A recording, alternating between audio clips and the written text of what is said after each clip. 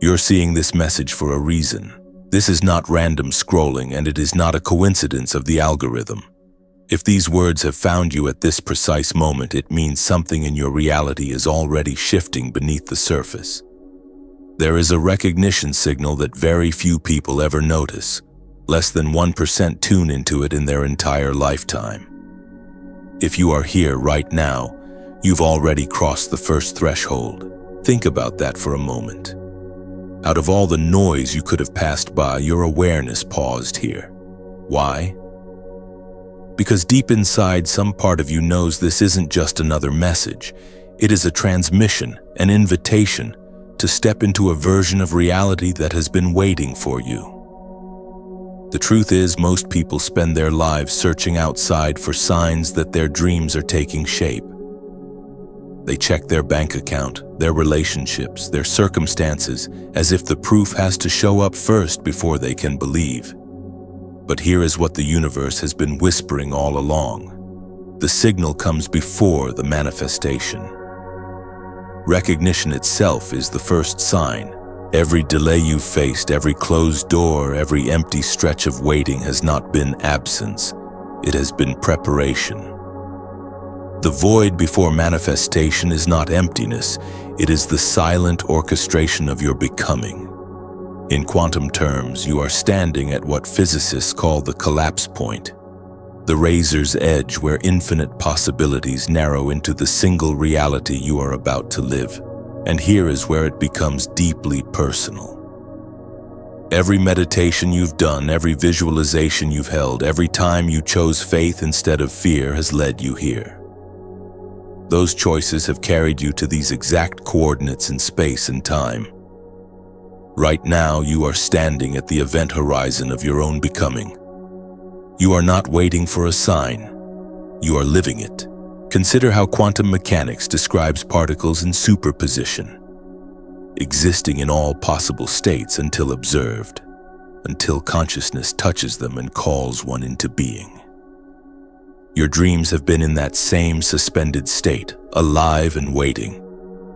They have been circling you in silence, waiting for the moment you are ready to recognize them. That moment is not tomorrow. It is not someday. It is now. Pause with me here. Breathe into this recognition. Let it land that you are not just listening to words.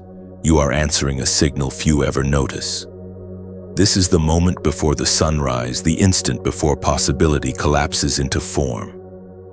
You've already passed the preliminary test. The real question is no longer whether you are chosen. The real question is, will you step forward into the reality that is opening for you? And before we step into the next part of this journey, take a moment. If this is resonating, if you feel the truth stirring inside you, tap the like button and subscribe. Not for me, but as a declaration to yourself that you're ready to stay aligned with this frequency. Let that simple action be your first outward signal that you're choosing to step through the door. You have felt it building. Every choice, every practice, every moment of faith has carried you to this exact edge. And now we arrive at what quantum physicists call the collapse point, the instant when infinite possibilities no longer remain suspended but crystallize into one lived reality. Until this moment, your desires have existed in superposition. They have been present in the field as countless potentials, real, alive, and waiting, but unexpressed in physical form. At the collapse point, consciousness makes its move. Your focus, your state of being, your willingness to surrender and trust, these are the deciding factors that tip the balance. This is not about trying harder. It is about becoming aligned enough that the universe has no choice but to mirror you back in tangible ways. Think of a wave frozen into a single drop, or a spectrum of colors suddenly solidifying into one image. That is what is happening in your life. All of the energy you've been investing in visualization, in gratitude, in choosing trust over fear, has been charging the field. Each repetition, each act of inner alignment has added weight to the scale. Now the energy has reached critical mass and collapse into reality becomes inevitable. Psychologists sometimes call this threshold the tipping point, a moment when gradual change suddenly becomes transformation. We see it in nature too. Water remains liquid as you cool it, until a single degree tips it into ice. A seed rests invisible beneath the soil for weeks until one quiet dawn it breaks through as a sprout. Transformation often appears sudden, but in truth it is the visible result of countless invisible adjustments beneath the surface. In the same way, what you have been cultivating in silence is about to take form. Yet here is the paradox. The collapse point is both thrilling and terrifying. Most people unconsciously sabotage themselves here. They panic at the intensity. They grip tighter to what they think should happen. They check for proof too soon, pulling on the thread before the weave is complete, and in doing so, they scatter the energy that was moments away from crystallizing. But you are being invited into a different response. Rather than clutching, you are called to open. Rather than demanding evidence, you are asked to embody trust. The collapse point does not respond to pressure. It responds to coherence. It unfolds in the atmosphere of surrender, not control. Pause again. Breathe. Feel the weight of all those silent efforts. The meditations, the visualizations, the late nights when you chose belief instead of doubt. They have not vanished. They have been stored in the field, accumulating momentum. And now they press against the edge, ready to fall into form.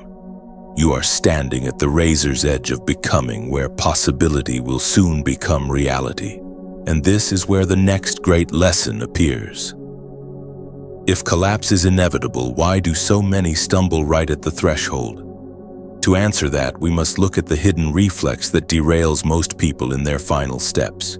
The impulse to seek external proof before the miracle has time to land. In quantum mechanics, there is a principle almost mystical in its implications. Particles exist in superposition, holding every possible state at once until they are observed. Consciousness, the act of seeing, knowing, acknowledging, collapses the wave of potentials into a single form.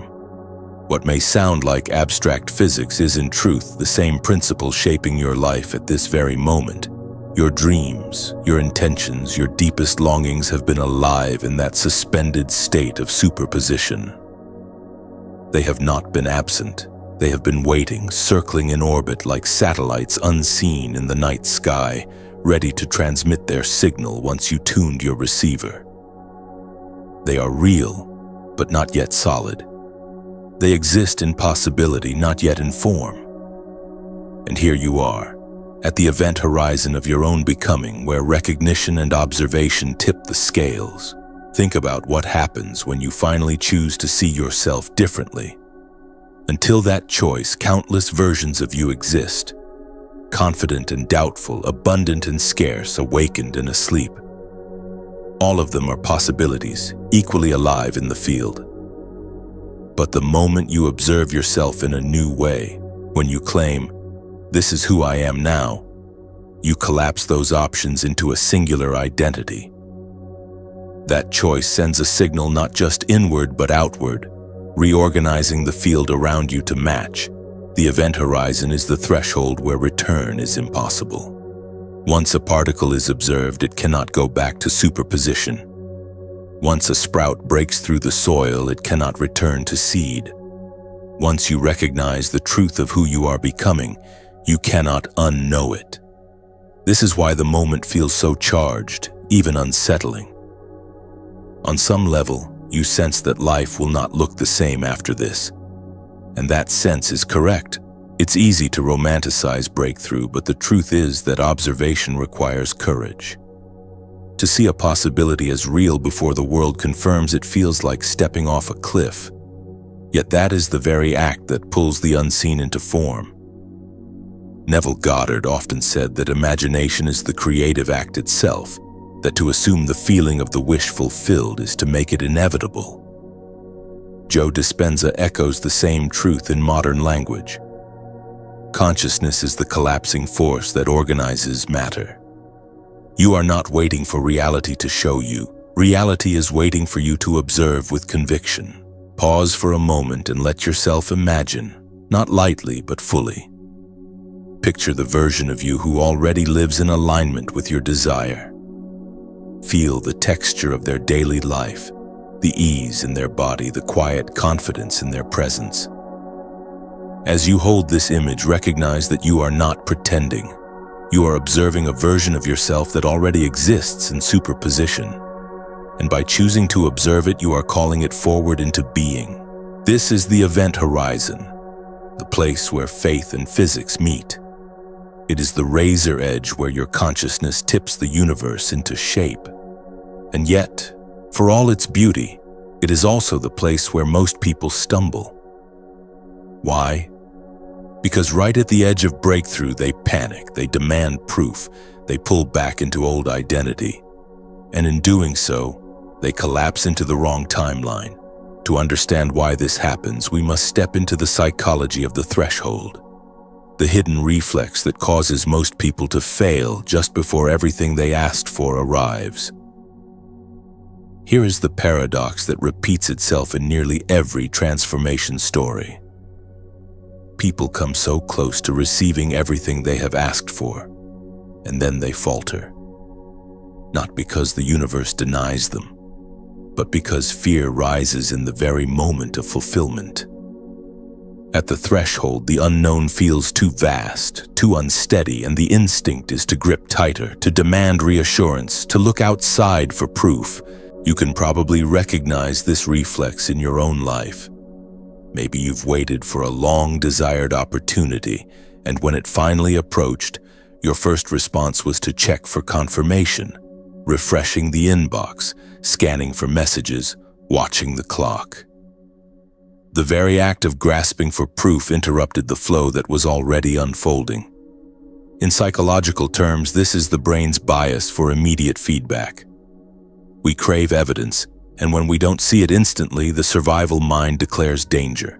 But manifestation does not obey the survival mind. It obeys coherence. The collapse point, the event horizon of becoming, demands a different response than panic. It calls for surrender. And here is where most people stumble. They confuse surrender with giving up. They think letting go means losing the dream. In truth, surrender is the opposite. It is the act of loosening the grip so the current can carry what you've set in motion. Think of the seed again. It does not dig itself up to check whether roots have formed. It trusts the intelligence that designed it. A tree does not argue with the sun about timing. It simply turns toward the light. This is nature's wisdom, and it is meant to remind us that life's deepest processes require trust, not constant interference. The reason so many fail is because they have been conditioned to equate control with progress. They measure worth by effort, validation by results. And so, at the most delicate stage of creation, they smother the process with doubt. They demand certainty where only trust can sustain. The energy of fear disrupts coherence, scattering what was about to crystallize. But the very fact that you are hearing this now is a signal that you are ready to choose differently. Instead of repeating the old reflex of panic, you are being invited to embody a higher wisdom. You are being asked to release the need for immediate evidence and allow the invisible to do its work. This is not passive waiting. It is active alignment. It is choosing to become a field steady enough that reality has no choice but to match it. The art of surrender is not weakness, it is mastery. And it is the bridge that carries you from collapse into creation. From here, we turn toward the deeper truth hidden in nature itself. That surrender is not loss, but intelligence at work.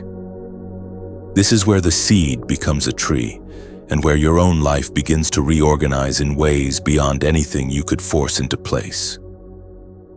If there is one lesson nature repeats again and again, it is this. Life does not argue its way into becoming. It unfolds. A seed never doubts whether it will become a tree.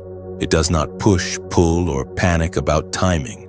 It does not check for progress reports or wonder if the soil has remembered its promise.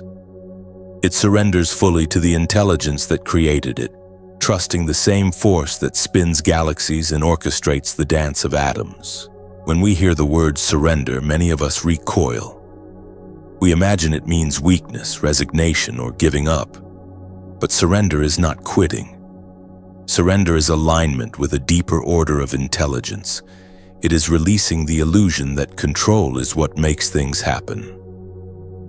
Control might give us the comfort of busy hands, but it rarely gives us the outcomes our soul longs for. Surrender, on the other hand, is the recognition that there are processes larger and wiser than our conscious planning, and that those processes are already carrying us toward fulfillment. Think about the body you live in. You don't force your heart to beat or your lungs to draw air. You don't command your nails to grow or your cells to regenerate. These processes are evidence that life itself is intelligent and that your task is not to manage every detail but to trust the current. When you surrender in the realm of manifestation, you are choosing to trust that the same intelligence sustaining your breath can sustain the unfolding of your desires. There is, however, a subtle distinction that matters. Surrender is not passive waiting. It is active presence. It is choosing to remain in coherence even when the evidence has not yet appeared.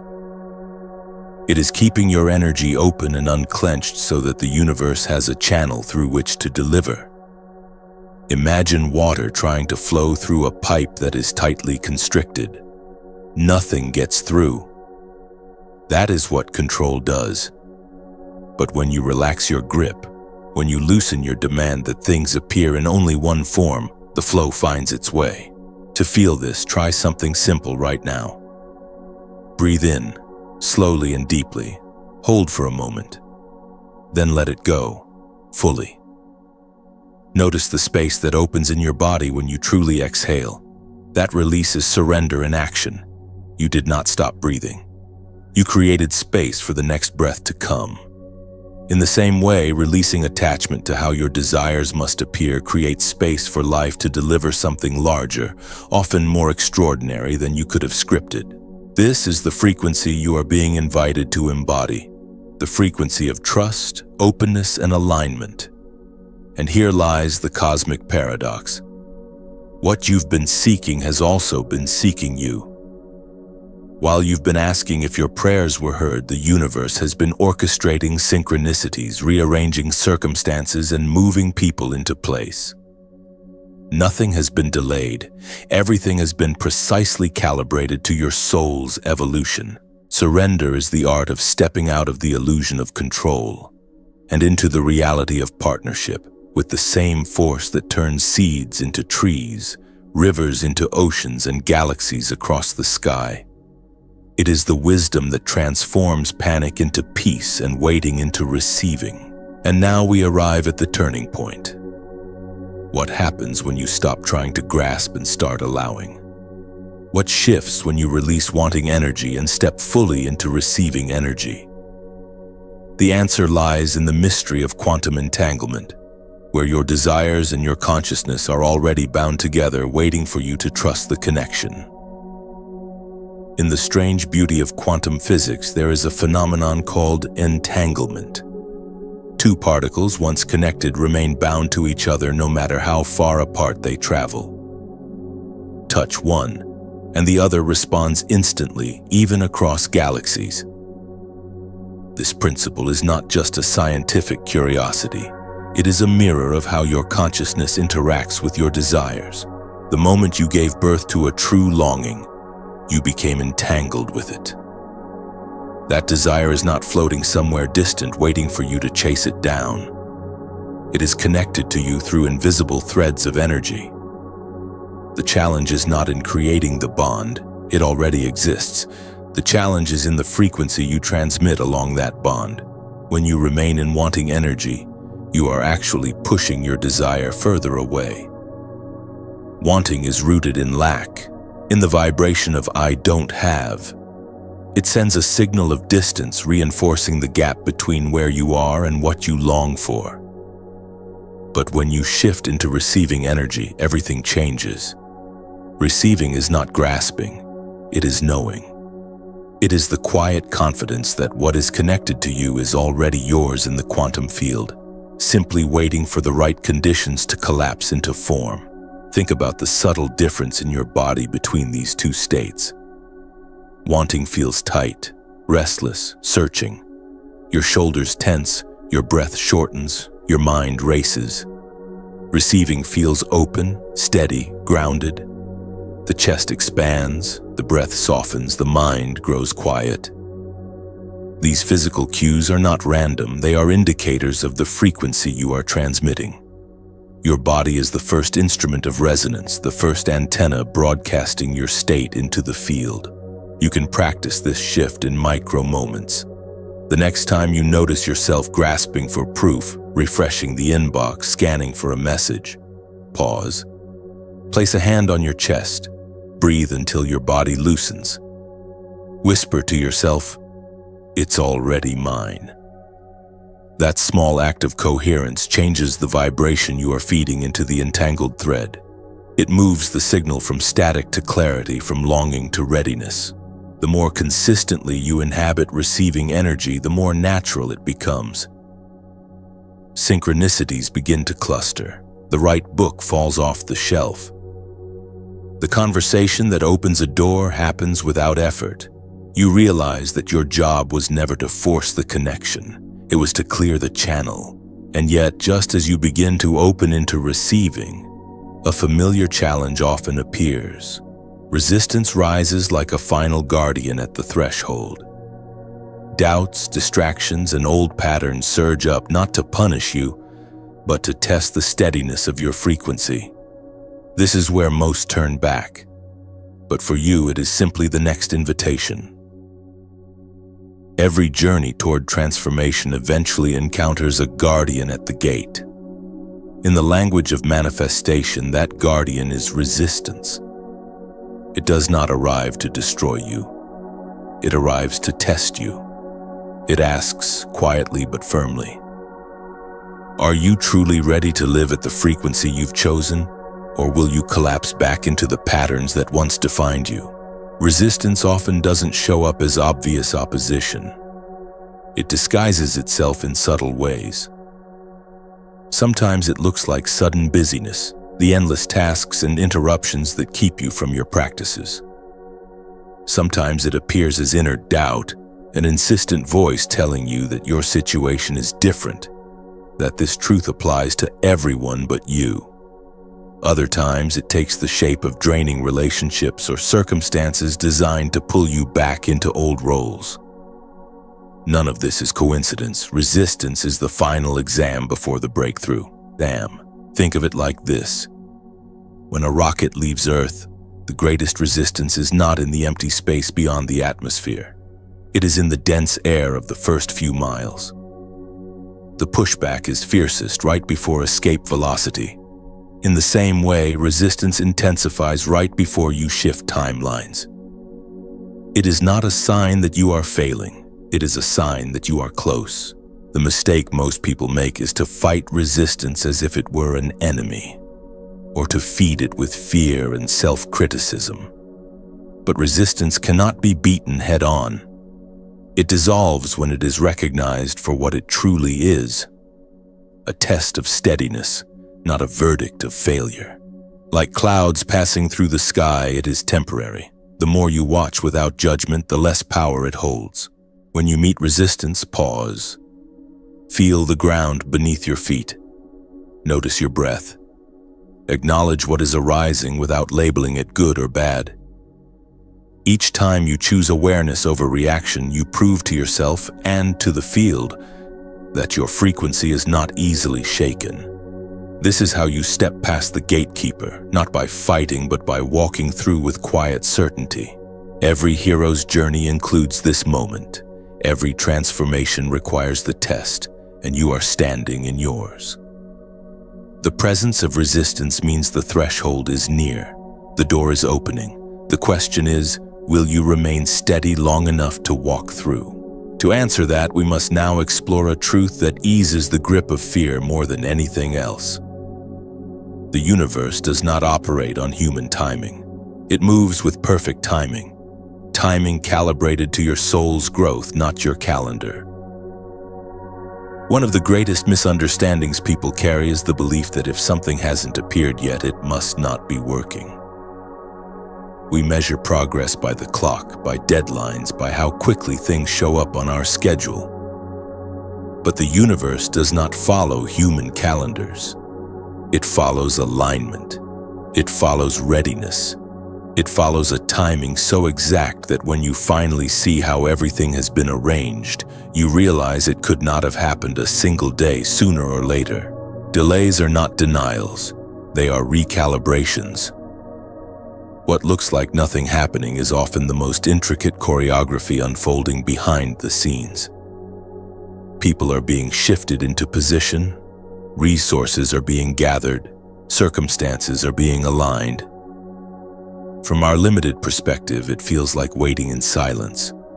From the universe's perspective, it is precision engineering. Think about planting a seed. The moment you press it into the soil, it begins its journey. For weeks, you see nothing. If you judged by sight alone, you'd assume nothing was happening. But beneath the surface, roots are forming, networks are growing, structures are being built that you will never see, but without which the plant could not survive. When the first sprout appears, it looks like a sudden miracle. But the truth is that it was happening all along. The same is true in your life. What seems like silence is often incubation. What feels like emptiness is often preparation. The universe does not rush because it knows exactly what you're being prepared to hold. Imagine if everything you asked for had arrived the moment you wanted it. Would you have been ready to carry it, to sustain it, to embody it? Perfect timing ensures that when your desire appears, you are not crushed by its weight, but strengthened by its presence. Consider the story of relationships. How many times have you thought someone was the one, only to discover later that the timing was wrong? Perhaps you weren't ready, or they weren't, or the circumstances would have strangled what could have been beautiful. Years later, you may see that the timing of the earlier relationship would have destroyed what you eventually grew strong enough to carry. That is divine calibration at work. Or think about opportunities. Maybe you wanted the job, the contract, the breakthrough, and you were devastated when the answer was no. But months later, something else opened that fit you so perfectly it was clear the earlier rejection had been protection. The timing wasn't late. It was precise. This is the wisdom of divine timing. It places you in the exact right place with the right people at the right moment so that the flow is effortless. When human timing collides with divine timing, frustration gives way to relief. Suddenly you see that the waiting was not wasted, it was necessary. And here's the real power. Trusting timing changes who you become while you wait. Instead of shrinking in frustration, you expand in faith. Instead of clutching at what has not yet arrived, you grow steady in the knowing that it is already yours. This steadiness is the very frequency that collapses potential into form. The universe responds not to impatience, but to readiness. So the next time you feel delayed, ask yourself, what is being arranged that I cannot yet see? What strength is being built in me so I can hold what I've asked for? What alignment is the universe creating that I will later recognize as perfect? When you live from this perspective, every delay becomes a teacher, every silence becomes sacred, every pause becomes proof of orchestration. You stop wrestling with the clock and start flowing with the rhythm of creation. That shift alone accelerates manifestation because alignment with perfect timing is the ultimate act of surrender. This is where the identity shift begins to take root. You stop identifying as the person trying to force life to move, and you become the person who knows life is already moving for them. This shift in self-perception is the hinge that turns wanting into receiving and effort into embodiment. At some point, every practice, every affirmation, every meditation points toward a single truth. you must shift your identity. Most people spend their lives identifying as someone who is trying to manifest. They visualize, they pray, they repeat words. But underneath it all, they are still the person who does not yet have what they desire. That identity broadcasts lack, even if the surface actions appear spiritual. The invitation now is different. You are not being asked to try harder. You are being asked to become the kind of person for whom receiving is natural, to move from striving to being, to step out of the identity of the seeker and into the identity of the receiver. This is not about arrogance or pretending. It is about coherence, bringing your inner state into alignment with the reality you have already chosen. Think about someone who walks with quiet confidence. They do not announce themselves or plead for recognition. Their presence alone reorganizes the room. Why? Because they are not broadcasting need. They are broadcasting wholeness. This is the same posture you are being asked to embody, not just when you meditate, but in how you walk, how you sit, how you breathe. Your body becomes the carrier wave of your new identity. Try it for yourself. Imagine the version of you who already lives in the reality you desire. How do they carry themselves? How do they speak? What choices do they make with ease that you currently hesitate over? Spend time observing this version of yourself until it no longer feels like imagination but memory. Then begin to act from that place now. Walk into your day as if you were that person already. Sit at your desk as if the opportunities were already aligned. Breathe as if the outcome were inevitable. This shift is subtle but powerful. When you stop identifying as someone who is waiting and start identifying as someone who receives, the field responds. Opportunities find you without struggle. People treat you according to the frequency you embody. Synchronicities multiply not because you forced them, but because you finally tuned into the channel where they were already broadcasting. Neville Goddard called this living in the end. Joe Dispenza calls it becoming the new self. Whatever the language, the principle is the same. Reality bends to the identity you inhabit. And the truth is, you already know this. When you've carried yourself with certainty in the past, haven't doors opened more easily? When you've doubted yourself, haven't obstacles multiplied? Identity is the master key. And once you choose to inhabit the frequency of the receiver, life begins to treat you as one. Yet, as you make this shift, another paradox emerges. The final stage before breakthrough often looks like nothing is happening at all. This quiet pause confuses most people, and many give up right here. But if you understand its true meaning, you will recognize it not as emptiness, but as the sacred pause before birth. There is a stage in every manifestation process that feels like silence. You've done the work, shifted your energy, embraced the new identity, and then, strangely, nothing seems to happen. This is the moment where most people lose faith. They interpret the quiet as failure, when in truth it is the most sacred stage of all. Think of pregnancy. For months, the most important development takes place unseen. The body is reorganizing, forming structures invisible to the outside eye. From the surface, it might look as if nothing is happening. But within, the miracle is already underway. The pause before birth is not empty, it is full, dense with potential, humming with preparation. The same is true when your reality appears still. Behind the scenes, the field is moving. Relationships are shifting, opportunities are ripening, synchronicities are aligning. It only looks quiet from your limited vantage point. At the energetic level, everything is in motion. This is why the pause before manifestation often feels heavy. It is not lifelessness, but incubation. Here is the test. Can you remain steady when there is no proof yet?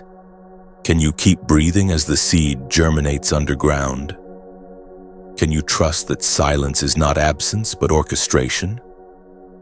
If you can, you will pass through the most misunderstood stage of creation without collapsing back into lack. Synchronicity often appears here as subtle winks from the universe, a phrase overheard at just the right time, a chance encounter that stirs recognition, a dream that seems more like memory than imagination. These small signals are like contractions before birth, reminders that the process is real, that the unseen is preparing to be seen. Most people dismiss them or grow impatient. They abandon the garden just as the sprout is about to break through. But you are being called to something deeper, to recognize stillness as sacred, to treat silence as confirmation rather than doubt. If you can hold this posture, you will discover that the quiet phase is not empty at all. It is the universe drawing a deep breath, preparing to exhale your miracle into the world. And when it does, everything changes. But to remain steady here, you must understand something essential: the role of frequency. The pause before birth is when your energetic broadcast matters most. What you vibrate in this stage either anchors the unfolding or unravels it. And that is why we must now look at coherence, mindfulness, and the frequencies that accelerate manifestation into form. At this stage, everything depends on coherence. Coherence is the state where your mind, heart, and body are no longer sending mixed signals into the field.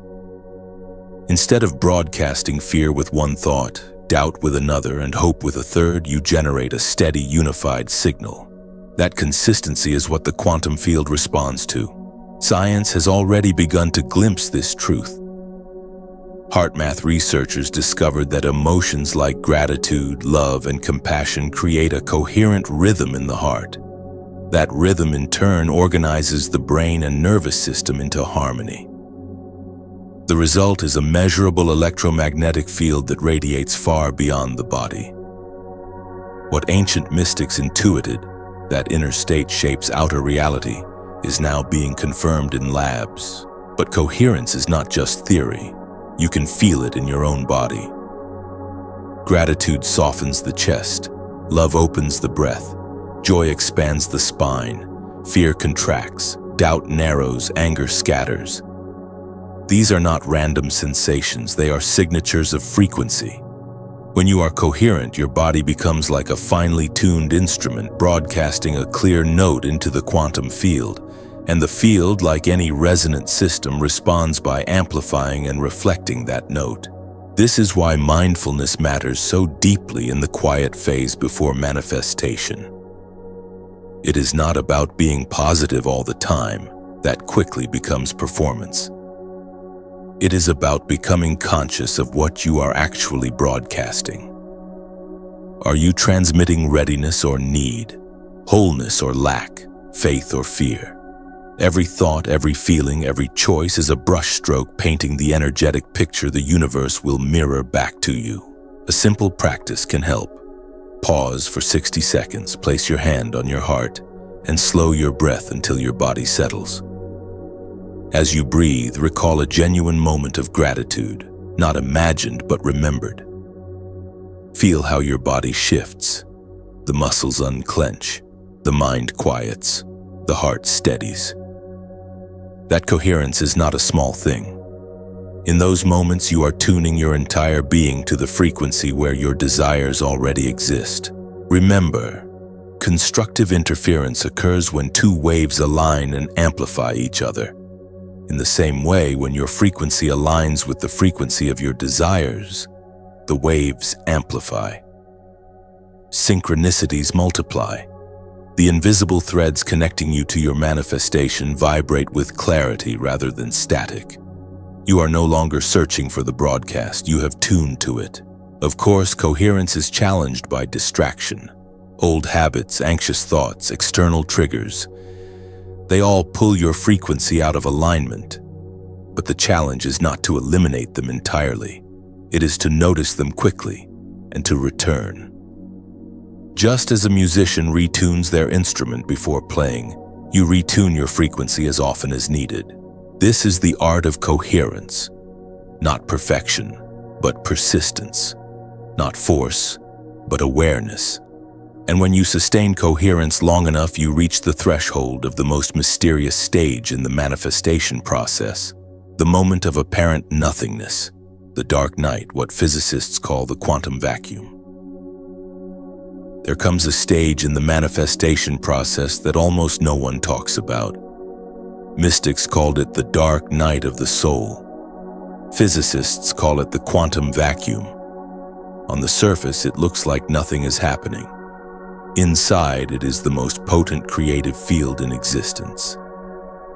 This is the place where everything you have cultivated is gestating, hidden from your senses, too delicate to be disturbed by premature proof-seeking. To understand it, let's look at decoherence. In quantum physics, decoherence is what happens when a system that was holding many possibilities collapses too soon into a limited state. It occurs when outside noise interferes with the fragile coherence of the field.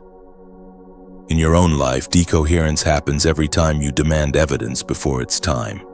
You check the bank account, searching for a sign of abundance. You scan your environment for proof that your desire is materializing. Each act of anxious searching collapses possibility into limitation. This is why the vacuum feels so disorienting. It is not empty, it is overflowing with potential, but it is invisible to ordinary perception. You are being asked to hold faith without feedback, to remain coherent without confirmation. This is not punishment, it is protection. Your manifestation is shielded in the womb of the void until it is strong enough to emerge. Spiritual traditions understood this long before physics gave it a name. They spoke of the necessity of stillness, of trusting the unseen, of surrendering into what feels like emptiness. They knew that the void is not absence but preparation, not silence, but gestation. The vacuum is the womb of creation. The challenge here is psychological. The human mind craves reassurance. It wants to see progress, to measure results, to touch what it has imagined. But the deeper intelligence of life requires you to step into a posture beyond the mind. Trust. In the vacuum, you are stripped of external anchors so that you can discover an anchor within. When you find yourself in this stage, notice the urge to panic. Notice the temptation to declare that nothing is working. Then pause. Breathe. Recognize that this is the exact moment when everything is working most powerfully. In the stillness, virtual manifestations are flickering in and out of existence like quantum particles, too brief to measure but already shaping the path ahead. Your task is not to grasp them but to allow them to stabilize. Anchoring yourself here requires 3 simple practices. First, ground in the body. Feel your feet on the floor, your breath moving in and out, the weight of your presence in the room. Second, rest in awareness.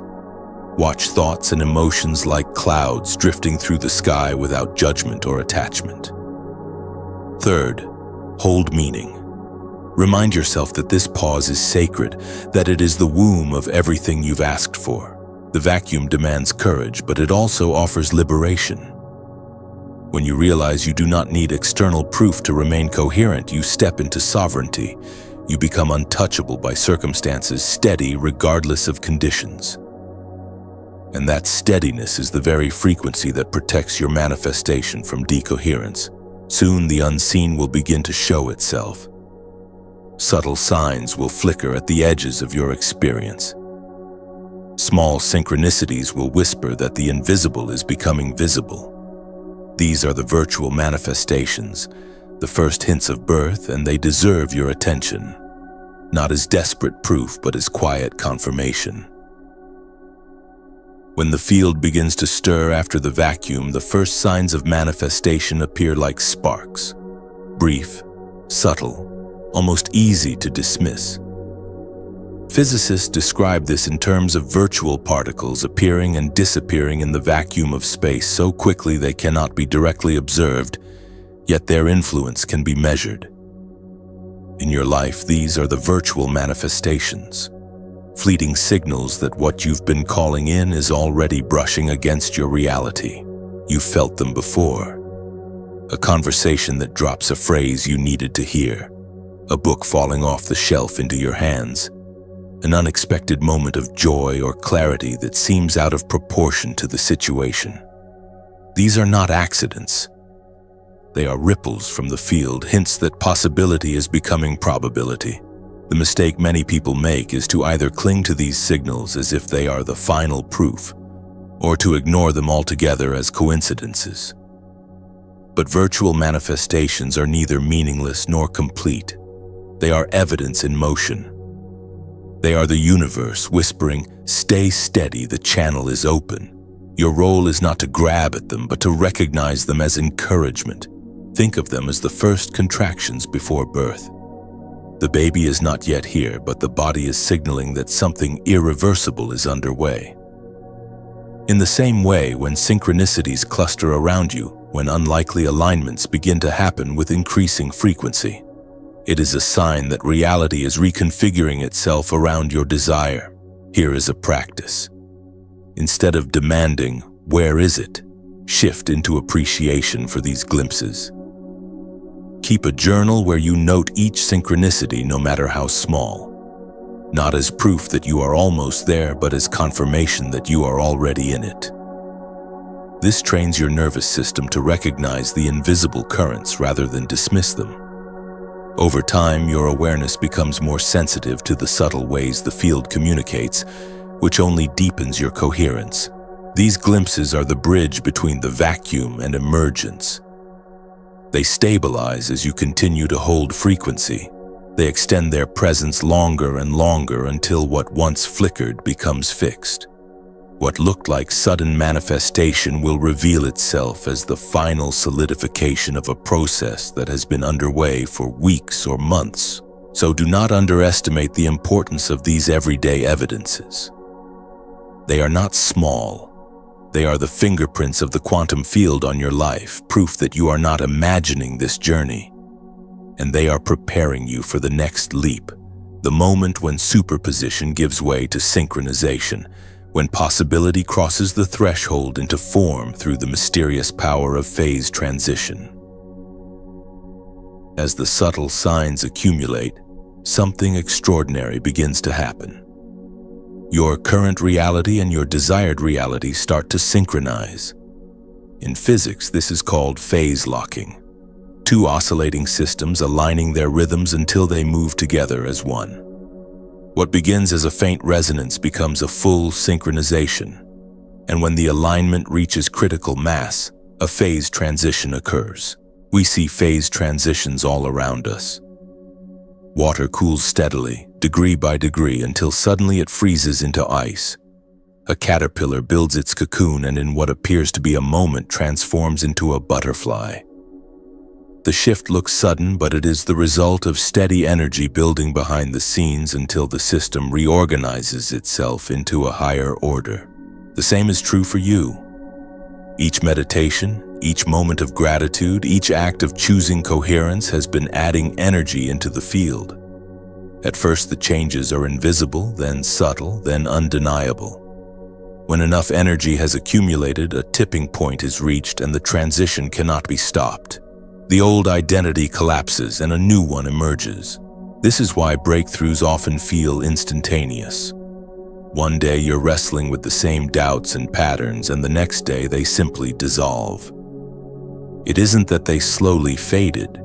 It's that your consciousness tunneled into a parallel reality where those limitations never existed.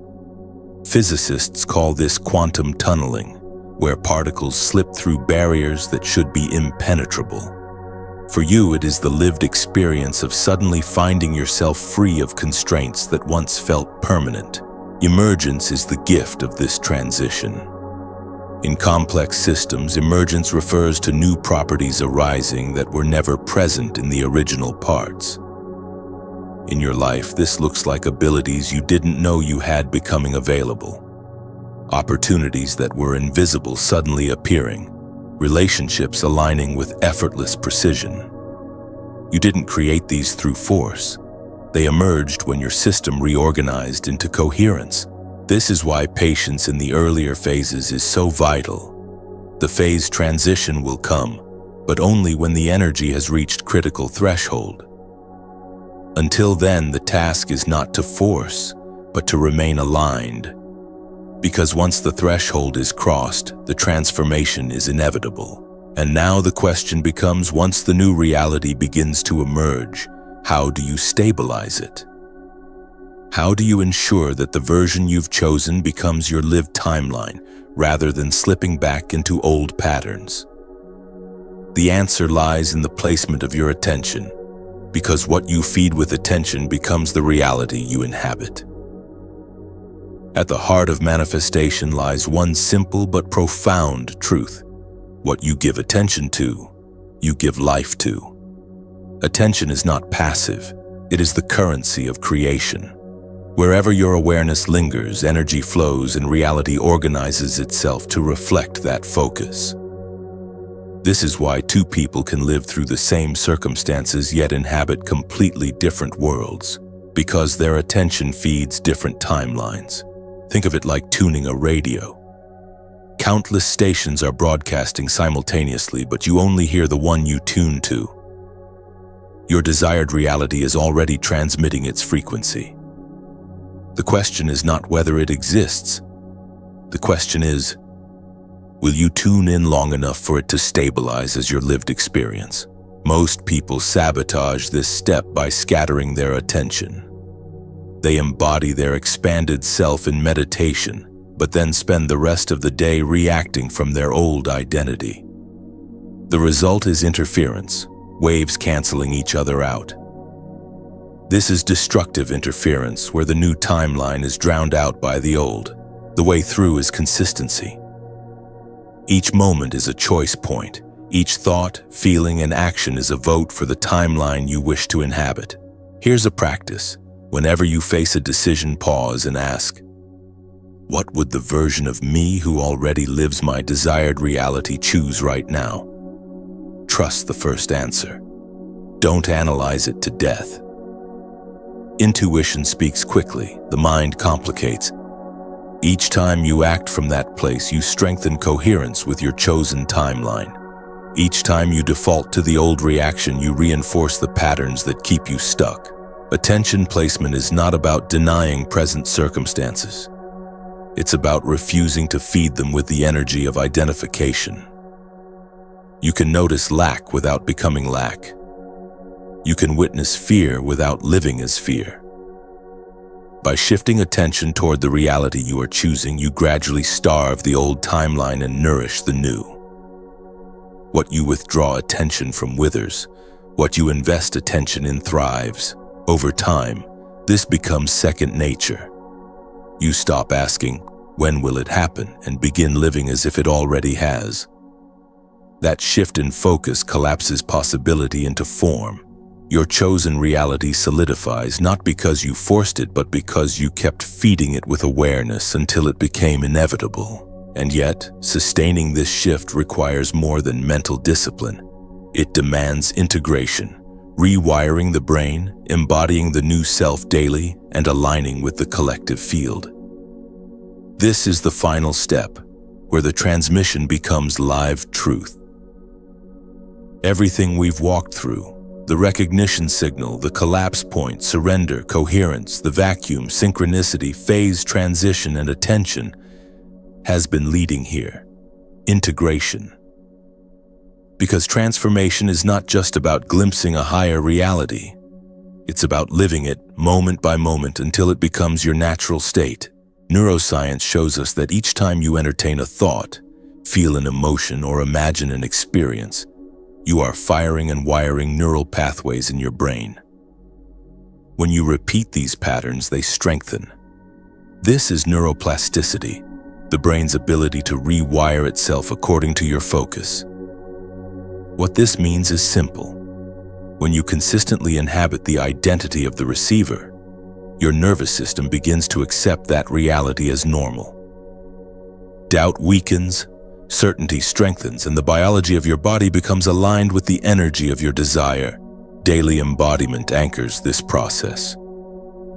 It is not enough to meditate in the morning and then abandon the new self by noon. Every moment of your day is a chance to vote for the reality you choose. Walk as if it is already yours. Sit as if you are supported. Breathe as if the outcome is inevitable. These subtle shifts accumulate into coherence, and coherence collapses into reality. But there is more. You are not doing this in isolation. Consciousness is not only individual, it is collective. Every time you hold the frequency of receiving instead of wanting, you contribute to the morphic field of humanity, the shared energetic environment that makes it easier for others to awaken. Your transformation ripples outward. You become a beacon, not by preaching or convincing, but by living as proof that another way of being is possible. This is why the integration stage carries a responsibility. You are not just manifesting for yourself, you are participating in the evolution of consciousness. Each moment you choose coherence over chaos, gratitude over fear, surrender over control. You help stabilize a new timeline for the collective. And now, as we close this transmission, I want you to hear this clearly. Everything you've been seeking has also been seeking you. The gap was never distance, it was frequency. And frequency can be changed in an instant through conscious choice. You have that power right now. You always have. The only question is whether you will use it. So let this moment mark your integration. Let it be the day you stop identifying as someone who is trying and start living as someone who naturally receives. Trust the intelligence that has carried you here.